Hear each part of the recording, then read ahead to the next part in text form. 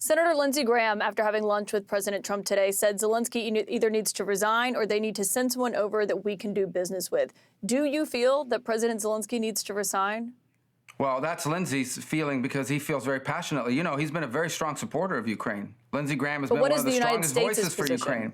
Well, the United States, the president's taken no position on that. What he said today is let him come back when he's ready to do peace. That's what he said. Let him come back when he's ready to do peace. So I can't speak for what anybody else said. I can only go off the words from the president of the United States, and that is today this is not going to be productive any further.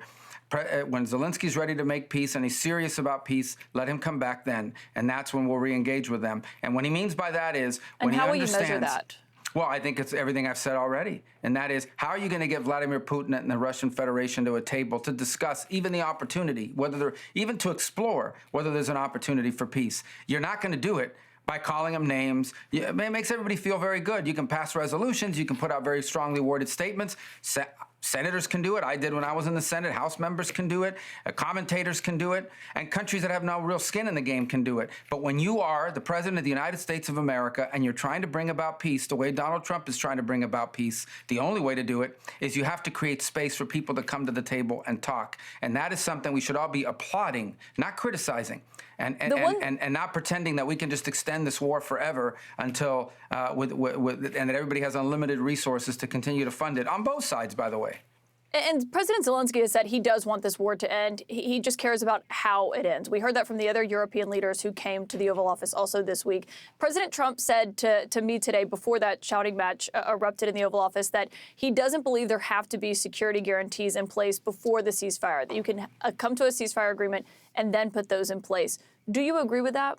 That's not what he said. What he said is, why am I going to be talking about security guarantees? Let me get a peace deal first, is what he said. That doesn't mean they can't happen as part of that negotiation, but you have to have an agreement to— what peace is there to secure if you first don't have an agreement on peace? Like, what do the Russians need in order to end this conflict? So you're saying it would happen as part of the negotiations? Well, again, how do you end a war? You have to find out what the combatants require in order to stop shooting at each other. What are the Russians' needs? What do they need to see in order for them to stop fighting? What do the Ukrainians need in order to stop fighting? And then once you have that in place, then you can decide the next step, which is, and what do we need to do to make sure this never happens again, that it doesn't happen in 2 years, 3 years, 5 years? I don't think President Trump is interested in a one-year ceasefire. I don't think he's interested in a 6-month ceasefire. He wants this thing to end. He has said that repeatedly. But again, he's not going to use the kind of language that maybe plays well in the public sphere or in the political sphere for people that want to take shots at him, but it's not going to allow us to have a negotiation or even to explore a potential negotiation.